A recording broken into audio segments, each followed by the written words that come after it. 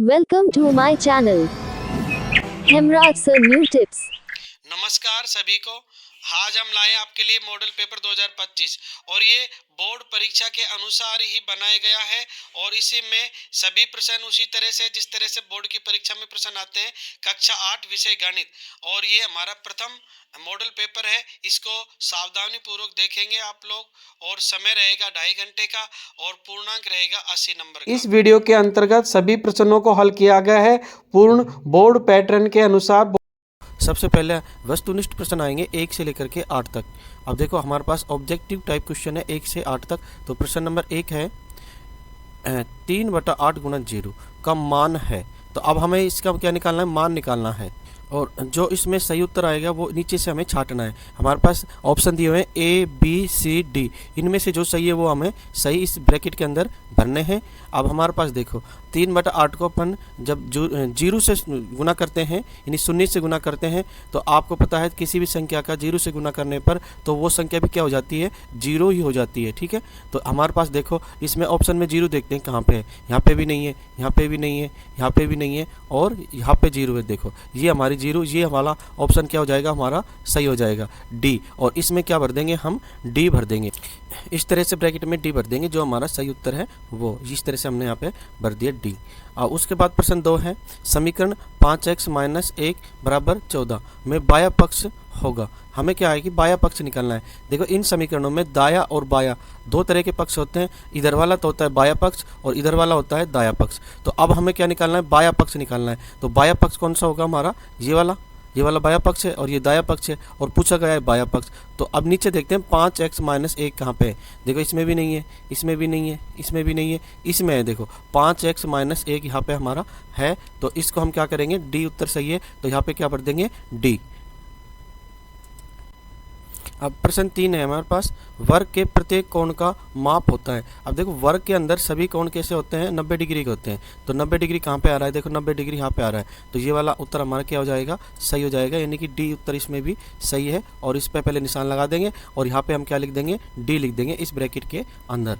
अब इसके अनुसार अगला प्रश्न है प्रश्न 4 5 की पूर्ण वर्ग संख्या है। हमें 5 की पूर्ण वर्ग संख्या निकालनी है। पूर्ण वर्ग संख्या का मतलब होता है उसी संख्या का उसी संख्या से गुना, यानी 5 का 5 से गुना।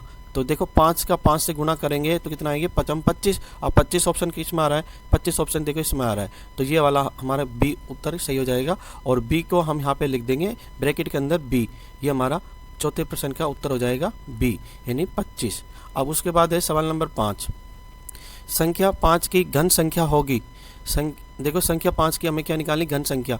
घन का मतलब होता है उसी संख्या का 3 बार गुणा करना, यानी 5 × 5 × 5, यानी 5 को 3 बार लिख करके गुणा करेंगे तो कितना आएंगे हमारे पास। देखो हम करते हैं आपके लिए। अब देखो 5 का 5 से गुणा करेंगे 25 और 25 का 5 से गुणा करेंगे तो 25 पंजे 125, कितने होते हैं, 125 हो जाएंगे। तो आप जानते हो कितने हो जाएंगे, 125। तो 125 ऑप्शन में देखते हैं कहाँ पे आते हैं, यहाँ पे लिख देते हैं 125। आप भी करके देखना। 5 का पहले 5 से करना 25, 25 का गुणा 5 से करना 25 पंजे 125। अब ऑप्शन में कहाँ पे आ रहे हैं, देखो 5 25 625 और यहाँ पे आ रहा है 125। तो अब हमारा ऑप्शन ये वाला डी वाला ऑप्शन कैसे हो जाएगा, हमारा सही हो जाएगा। इस पर सही का निशान लगा देंगे और यहाँ पे लिख देंगे हम डी। डी ऑप्शन हमारा क्या हो गया, इसका उत्तर हो गया डी। तो यहाँ लिख देते हैं डी। डी ऑप्शन हमारा सही है, ये इसका आंसर डी। अब इसके बाद हम अगले सवाल पे जाते हैं।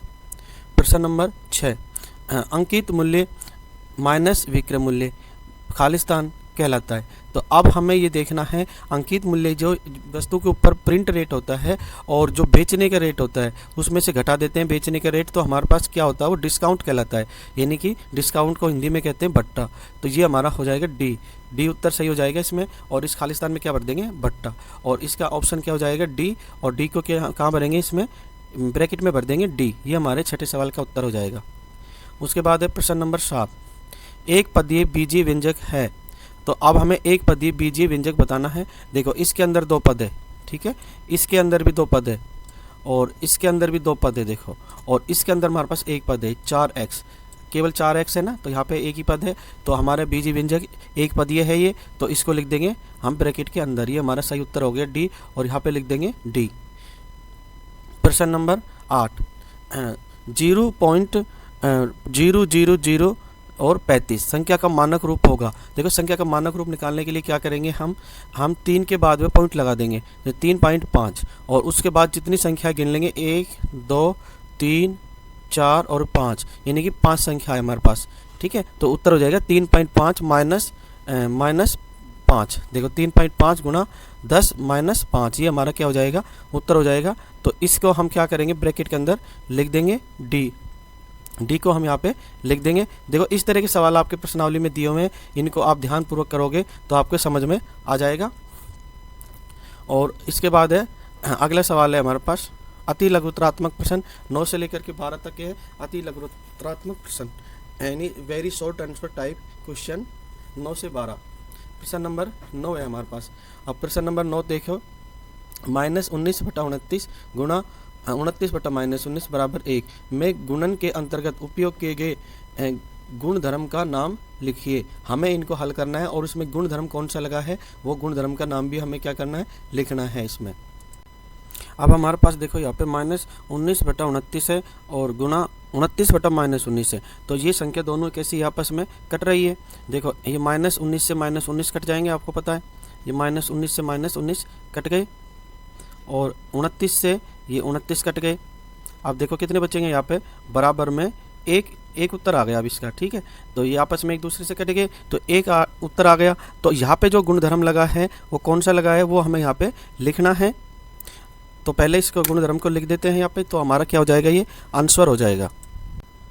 इसमें गुणात्मक प्रतिफल गुणधर्म लगा है। ठीक है, तो हमें गुणधर्म का नाम लिखना है यहाँ पे, कौन सा गुणधर्म है, गुणात्मक प्रतिफल गुणधर्म इसमें लगा है। तो इसमें हम यहाँ पे लिख देंगे प्रश्न नंबर 9 के उत्तर में।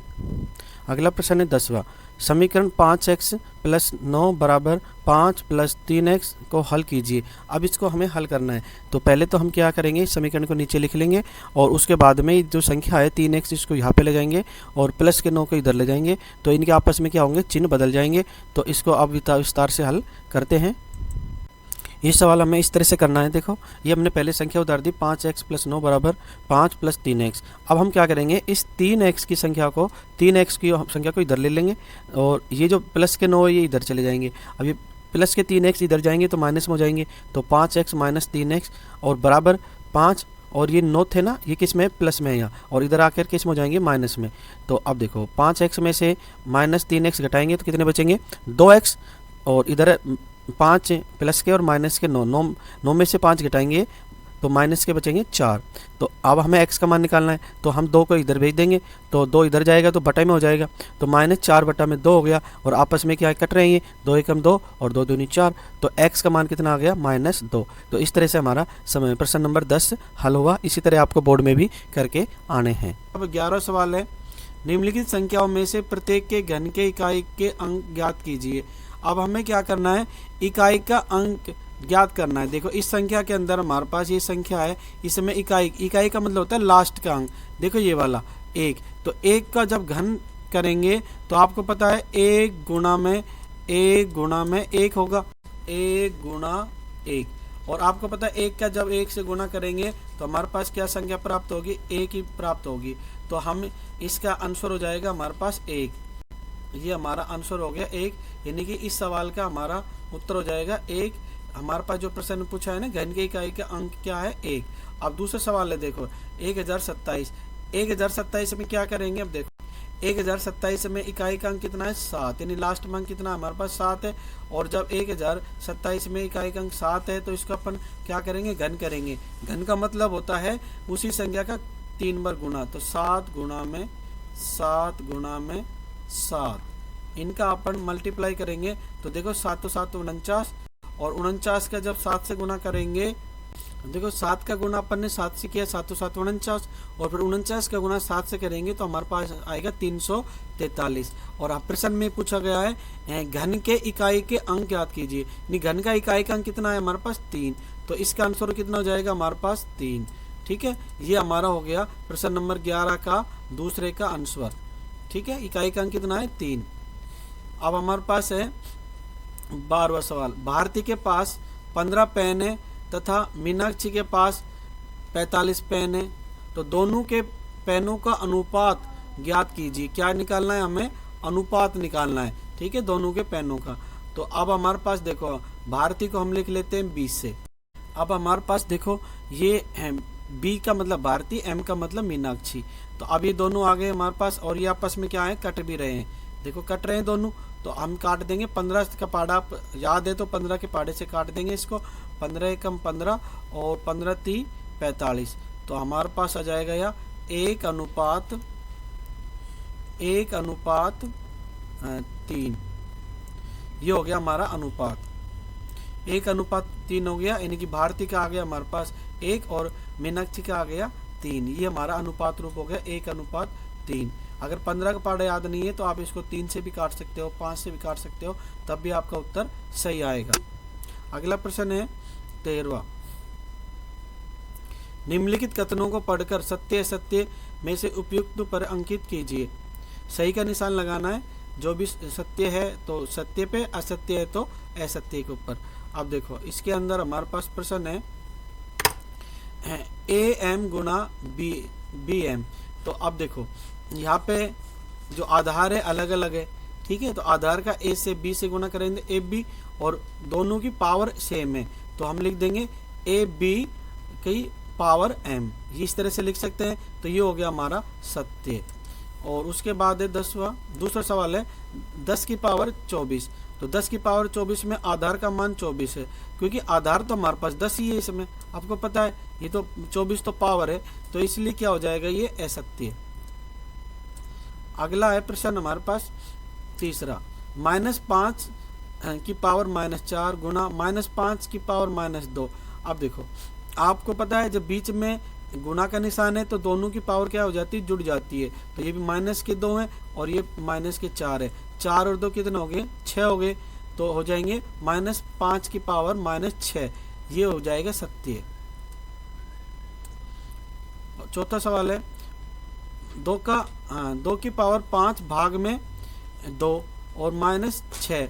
अब इसमें देखो इसमें क्या है, भाग में आ गया, तो जब बीच में चिन्ह भाग का हो तो पावर कैसी हो जाती है, घट जाती है। तो आपको पता है ये 5 में से जब -6 घटाएंगे तो देखो माइनस माइनस क्या हो जाएगा, प्लस हो जाएगा, और 6 और 5 कितने हो जाएंगे, 11। तो 2 की पावर कितनी हो जाएगी, 11। ये भी हमारा क्या हो जाएगा, सत्य। इस तरह से ये 4 नंबर का प्रश्न था 13वां। आपके इस तरह से करके आओगे तो पूरे के पूरे नंबर आएंगे आपके।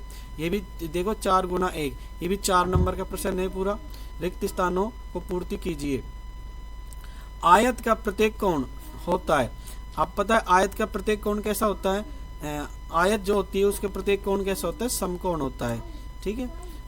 दूसरा प्रश्न है उत्तल बहुभुज के विकर्णों का कोई भी भाग में नहीं होता, यानी उत्तल बहुभुज के विकर्णों का कोई भी भाग में नहीं होता, यानी कि बाह्य भाग में नहीं होता है, अंतर भाग में नहीं होता। तो उत्तल जो बहुभुज होगा तो उसका जो विकर्ण होंगे वो कोई भी भाग अंतर भाग नहीं होंगे। उसके बाद है पंचभुज के सभी अंत्यकोणों का योगफल होता है 540 डिग्री। चौथा प्रश्न है समांतर चतुर्भुज के विकर्ण एक दूसरे को समद्विभाजित करते हैं, इसमें समद्विभाजित आ जाएगा। प्रश्न है 15, खंड ए का खंड ब से मिलान कीजिए। अब हमारे पास खंड एम में है ए सवाल, -4 गुणा -4p गुणा 7r। देखो इनको मिलान कैसे करना है, हमें ही याद रखना है। देखो 4 का जब 7 से गुणा करते हैं तो 4 क्या 7 से गुणा करें, 4 7 28। देखो 28 कहाँ पे आ रहा है, यहाँ पे आ रहा है, तो इसको ऐसे मिलाना है। और 2 का गुणा जब 8 से करते हैं तो 2 8 16, 16 कहाँ पे आ रहा है, देखो यहाँ पे आ रहा है, तो इसका मिलान इससे हो जाएगा। और सी है हमारे पास 3p का गुणा 4 से करते हैं तो 3 चौक 12। अब 12 कहाँ पे आ रहा है, इसमें केवल यहाँ पे आ रहा है 12, तो इससे इसको मिला देंगे। और डी में है 20p²। अभी लास्ट में यही बचा, और वैसे भी 4 का गुणा 5 से कर 4 5 20, तो इसको इससे मिला देंगे। इस तरह से ये प्रश्न नंबर 15 हल हो गया। और ये हमारा पूरा 4 नंबर का है, और 4 नंबर आपको पूरे के पूरे मिल जाएंगे जब आप इसको इस तरह से मिलान करोगे। अगला प्रश्न है 16, अच्छी प्रकार से फेंटी हुई 52 पत्तों ताश की एक गड्डी में से एक पत्ता ताश यादृच्छिक रूप निकाला जाता है तो ज्ञात करो। ये भी हमारा 4 नंबर का प्रश्न है। और देखो इसमें पहला है इसका, एक काला बादशाह प्राप्त करने की प्रायिकता। देखो प्रायिकता निकालने का सूत्र होता है अनुकूल परिणाम बटा में कुल परिणाम। तो अब देखो इसमें एक काला बादशाह, यानी कि आपको पता है ताश की पत्तियों में एक बादशाह काले रंग के 2 होते हैं, एक चिड़ी का और एक होता है हुक्म का। तो 2 बादशाह हो गए और कुल पत्ती कितनी होती है 52। तो कितने हो जाएंगे 2/52। तो प्रायिकता निकालेंगे तो आपस में कट जाएंगे, 2 एकम 2 और 2 का भाग 52 में लगाएंगे, कितना आएंगे 26। तो 1/26 हमारे क्या आ जाएंगे, ये 1/26 ये हमारी प्रायिकता निकल के आ जाएगी सवाल नंबर 1 की। और इसी तरह इसका निकालेंगे अब दूसरे का, लाल रंग का पत्ता प्राप्त करने की प्रायिकता। अब हमारे पास लाल रंग का पत्ता, आपको पता है लाल रंग के पत्ते कितने होते हैं 52 ताश की पत्तियों में से चिड़ी के होते हैं, ब्लैक होते हैं चिड़ी के, और हुक्म के होते हैं ब्लैक। 13 होते हैं और 13 ही ईंट के होते हैं लाल, और 13 ही पान के होते हैं लाल। तो कितने हो गए 26 होते हैं, यानी कुल लाल पत्ते होते हैं 26, कितने में से 52 में से। तो 26/52, तो ये कट जाएगी, कितना आएंगे 1/2। तो हमारे सवाल नंबर 2 की प्रायिकता जाएगी 1/2, ये हमारे आंसर हो जाएगा सवाल नंबर 2 का। इक्का प्राप्त करने की प्रायिकता। देखो ताश की गड्डी के अंदर 4 इक्के होते हैं, एक हुक्म का, एक पान का, ईंट का, एक चिड़ी का। तो 4 कितने हो जाएंगे 52, कुल पत्ते कितने होते हैं 52। तो कितनी प्रायिकता हो जाएगी, कटेगी संख्या आपस में, तो 1/13 ये हमारी क्या आ जाएगी प्रायिकता निकल के आ जाएगी सवाल नंबर 3 की। ठीक है। उसके बाद चौथा सवाल है, लाल रंग की बेगम प्राप्त करने की प्रायिकता। अब लाल रंग की बेगम देखो कितनी होगी, बेगम वैसे तो 4 होती है लेकिन लाल रंग की 2 होगी, एक तो ईंट की, एक होगी पान की, 2 होगी। तो 2/52 और 2/52 काटेंगे, कितना आएंगे 1/26। ये हमारी क्या होगी प्रायिकता निकल के जाएगी सवाल नंबर 4 की। ये प्रायिकता निकल के आ गई। और उसके बाद है प्रश्न नंबर 17, अभाज्य गुणनखंड विधि से 9604 का वर्गमूल ज्ञात कीजिए। इसका क्या निकालना है, वर्गमूल निकालना है। और ये प्रश्न 4 नंबर का है हमारे पास, तो इसको वर्गमूल को निकालेंगे इस सवाल का। 9604 का वर्गमूल, इसका वर्गमूल निकालना है। तो सबसे पहले 4 है तो 2 का इसमें लगाएंगे, तो 2 का जा रहा है 2 चौके 8, और यहाँ पे बचे 1, तो 8 है 16, और यहाँ पे 0 होगी, ना जाने की भाट टुट्टा की 0, और 2 दूनी 4, यह आगे 4802। अब इसमें फिर 2 का भाग जा रहा है, 2 का लगाएंगे, 2 एकम 2, 2 दूनी 4, और 2 चौके 8, और ये 0 की 0, और 2 एकम 2, ये आगे 2401। 2401 आगे। अब इसमें फिर अब भाग जा रहा है, इसमें 2 और 4 6 और 1 7, इसमें 7 का भाग जाएगा और किसी भी संख्या का भाग नहीं जा रहा। तो 24 में लगाएंगे, 7 तिया 21, 3 बार गया, और यहाँ बचेगा हमारा 3, 30 हो गए, 7 चौक 28, 2 बचा, और 1 7 तिया 21, 3 बार गया, और फिर इसमें 3 का जाएगा 343 में फिर जाएगा 7 का, 7 चौक 28, 4 बार गया, 7 चौक 28, और यहाँ पे बचेंगे 6, और 6 के आगे 3 लगा दिए, तो 7 नीम 63, 9 बार गया, 49 आ गए, और 49 में अब 49 के अंदर फिर 7 का जाएगा, 7 7 49, 7 बार गया, और यहाँ पर आ जाएगा 7 का फिर जा रहा है, तो 7 एकम 7। अब देखो इनके बन गए जोड़े, अब इनके जोड़े बन गए, तो अब हम इनको लिख करके इनका वर्गमूल निकालेंगे। 2 2 का जोड़ा बना लेंगे, 2 गुणा 2 गुणा पे 2 गुणा 7 गुणा 7 गुणा 7, और 1 2 3 4 गुणा 7।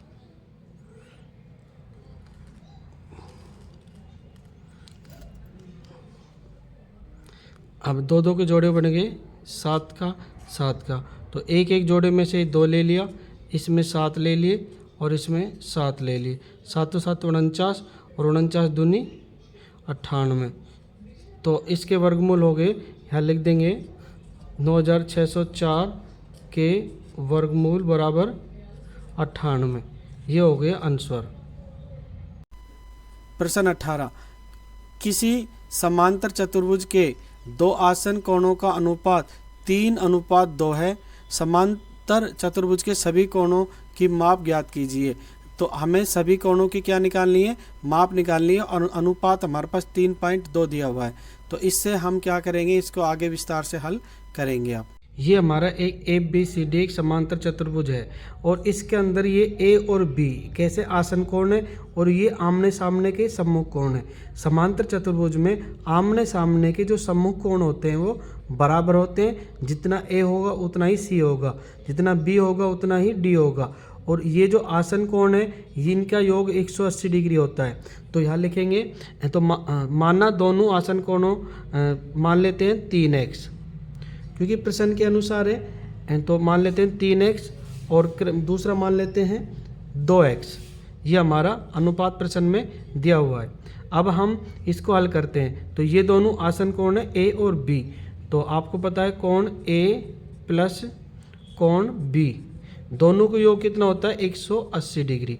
और हमारे पास कोण A कितना माना हमने 3x और प्लस कोण B माना हमने 2x और बराबर है 180। अब 3 और 2 कितने हो गए 5x बराबर 180 और x का मान निकालना है।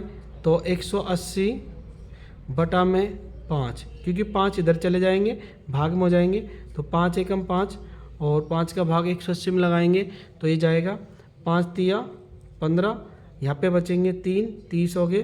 तो 5 छंगे 30, ठीक है। तो कितने बार गया 6 बार, तो 36 आ गए और x का मान आ गया हमारे पास यहाँ पे 36 डिग्री, ठीक है। अब हम क्या करेंगे, अब हमें कोण A और कोण B का मान निकालेंगे क्रम से। तो ये देखो कोण A हमारे पास कितना था 3x और x का मान आ गया 36। तो कोण A बराबर हो जाएगा 3x माना था 3 और x का मान है हमारे पास 36। तो 3 गुणा में 36, 3 का गुणा 6 से करेंगे 3 18, 18 का 8 हासिल पाई 1, 3 का गुणा 3 से करेंगे 3 3 9, 9 और 1 10, कितना आ गया 108 डिग्री। यह हमारा आ गया 108 डिग्री। और कोण B का मान निकालेंगे इसी तरह। और कोण B कितना माना था हमने 2x, तो 2 गुणा और x का मान हमारे पास वही 36 है गुणा 36। तो 2 का गुणा 36 से करेंगे तो 2 6 12 और 2 का गुणा 3 से करेंगे 2 3 6 और 1 7, 72 डिग्री। अब हमारे पास कोण A और कोण B आ गए 108 डिग्री और 72 डिग्री। अब हम C को निकालेंगे। तो C देखो A के सम्मुख कोण है, तो जितना A है उतना ही C रहेगा। तो C कितना हो जाएगा हमारे पास 108 और कोण D, कोण D B के सम्मुख है तो हो जाएगा, कोण B का मान आया था हमारे पास 72, तो ये कोण D भी हो जाएगा 72 डिग्री। इस तरह से ये हमारा आंसर हो गया। प्रश्न 19, 12,000 रुपये का 2 वर्ष के लिए 10% वार्षिक दर से साधारण ब्याज एवं चक्रवृद्धि ब्याज का अंतर ज्ञात कीजिए, जबकि ब्याज वार्षिक संयोजित होता है। अब इस सवाल को हम विस्तार से हल करते हैं। प्रश्न के अनुसार हमने ये लिख दिया मूलधन इसका, और ये लिख दिया दर, और ये लिख दिया टाइम। अब देखो हमारे पास हमें इनमें क्या करना है, चक्रवृद्धि ब्याज और साधारण ब्याज में अंतर निकालना है। तो देखो इसका सूत्र होता है, शॉर्टकट तरीका है बिल्कुल, CI यानी कि चक्रवृद्धि ब्याज माइनस सिंपल इंटरेस्ट यानी कि साधारण ब्याज, CI माइनस SI यानी कि चक्रवृद्धि ब्याज माइनस साधारण ब्याज, ये निकालते हैं। तो इसका एक सूत्र है हमारे पास, R बटा में 100 और भार T, T का मतलब टाइम, और गुणा में पी का मतलब मूलधन। अब हम निकालते हैं सूत्र के अनुसार सवाल में। अब ये देखो आर कितनी हमारे पास 10 है, या तो यहाँ 10 लिख देंगे बटा में 100, और इसका ब्रैकेट, और टी कितना है 2 वर्ष, तो यहाँ लिख देंगे 2 वर्ष, और यहाँ पे गुणा पी का मतलब मूलधन 12,000। अब इनका हम आगे इनको हल करते हैं। तो ये अब देखो ये दो, इसकी घात 2 है, इसकी पावर 2 है, यानी इसका वर्ग, इसको 2 बार लिखेंगे 10 बटा में 100 गुणा 10 बटा 100 गुणा 12,000। अब इनको हम काट लेते हैं। ये देखो 1 जीरो ये रही, तो दोनों जीरो कट गई, और ये हमारे पास कितने हैं, ये 2 जीरो, और इधर से 2 जीरो कट गई, तो कितनी जीरो बची, 1 जीरो, और ये 120 बचे केवल। तो हमारे पास ये आ गया 120, यानी 120 हमारे क्या हो गए, आंसर हो गए। तो यहाँ लिख देंगे इनका उत्तर हो गया 120। ये हमारे आंसर हो गया सवाल नंबर 19 के। तो इस तरह से आपको करना है ये सवाल। प्रश्न 20। एक किसान की पशुशाला में 20 पशुओं के लिए 6 दिन का पर्याप्त भोजन है। यदि इस पशुशाला में 10 पशु और आ जाए तो यह भोजन कितने दिन तक पर्याप्त रहेगा। अब ये 20वां सवाल हल करेंगे। पशुओं की संख्या और नीचे दिन, तो इस तरह से हम एक चार्ट बना लेंगे। देखो पशुओं की संख्या 20 है तो 6 दिन में चारा, ठीक है, और 30 है तो ये हमें निकालना है, तो कितने दिनों में चारा खत्म होगा। तो इसको क्या मान लेते हैं, x मान लेते हैं। अब इसको हम हल करते हैं। तो देखो 20 और 6, तो यहाँ लिखेंगे पहले 20 गुणा 6 बराबर 30 गुणा x। अब इनका हम गुणा करते हैं, तो ये 30 इधर आ जाएंगे, तो 20 गुणा 6 बटा में 30, और इधर हमारा x बचेगा, 0 से 0 कट गई, 3 एकम 3, 3 दूनी 6, यहाँ पे 2, यहाँ पे भी 2, 2 दूनी 4, तो यहाँ पे आ गया मान हमारा x का मान आ गया 4, यानी x बराबर हो गए 4। तो अब हम लिख सकते हैं ये हमारा हो गया आंसर, ये x कितना हो गया 4, यानी 30 दिन, 30 पशुओं की संख्या तो चारा चलेगा 4 दिन। ये हमारा आंसर हो गया 20वें सवाल का।